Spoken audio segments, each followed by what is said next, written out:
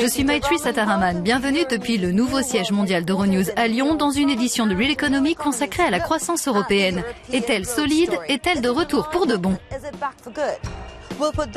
Nous poserons cette question et bien d'autres au commissaire européen aux affaires économiques, Pierre Moscovici. Nous partirons en Pologne pour voir du côté de l'industrie quelles sont les perspectives pour l'avenir. Puis en Allemagne, premier exportateur européen, pour interroger sa banque centrale sur les fragilités potentielles de ce retour à la croissance.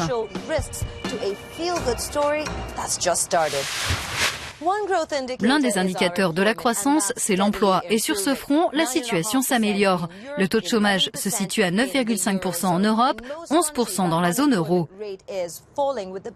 Dans la plupart des pays, il baisse, et même de manière spectaculaire en Slovaquie, Espagne et Irlande. Il n'augmente que dans 4 États membres. Mais ce n'est pas le seul chiffre pertinent, voici notre cours accéléré.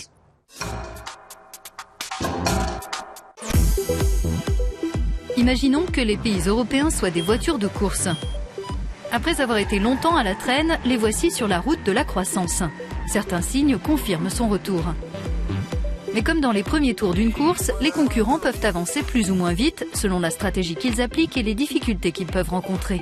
Le PIB, l'une des jauges de la croissance, est en hausse au deuxième trimestre sur un an, dans la zone euro et dans l'Union, sauf en France où il est stable.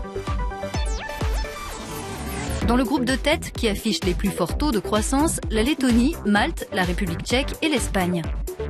Et il y a d'autres indicateurs qui témoignent des performances de nos voitures, la consommation des ménages s'accroît, nos exportations repartent à la hausse, tout comme nos importations. Sur la route de la croissance, nos pays avancent à une vitesse certes lente, mais ils ont pris un bon départ. Pour évaluer la croissance, on peut aussi s'intéresser aux performances de notre industrie. L'indice de la production industrielle permet d'identifier assez tôt des moments charnières dans l'évolution de notre économie, car il reflète les variations des quantités produites dans nos différentes industries. Aujourd'hui, il montre des signes encourageants, certains très positifs, d'autres timides. Monika Pina s'est rendue en Pologne pour mieux les mettre en perspective.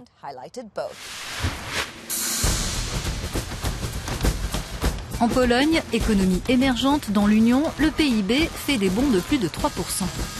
Et on s'attend à ce que la production industrielle augmente de 5,5% cette année.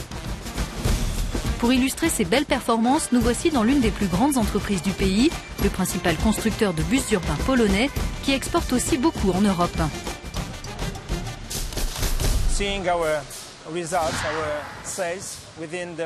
Vu nos résultats, on ne constate pas de grosses baisses dans nos ventes ces dernières années. Ça s'explique par notre présence dans de nombreux pays, sur de nombreux marchés en Europe, et pas seulement en Europe d'ailleurs. Donc, sur les marchés où les demandes ont baissé, nous avons visé des clients qui étaient à la recherche de produits de niche.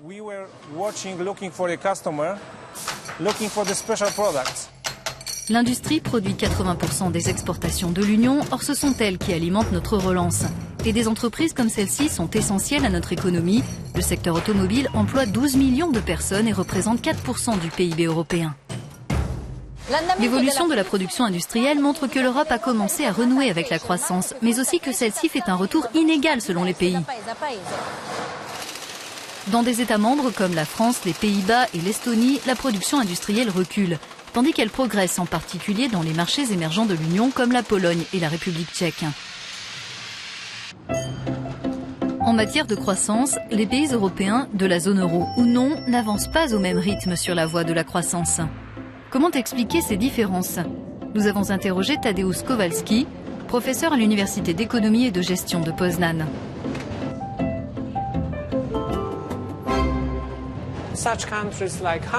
Des pays comme la Hongrie, la République tchèque et la Pologne sont encore beaucoup moins développés que les principaux pays européens. Le rythme de rattrapage est assez soutenu, mais on doit être réaliste.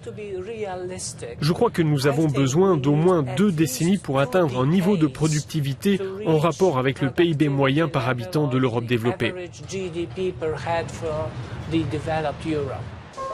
Environ la moitié des secteurs économiques dans la zone euro sont encore en récession. Tandis que dans le centre de l'Europe, tous les secteurs sont dans une phase d'expansion, bien que le rythme d'évolution diffère d'une branche à l'autre.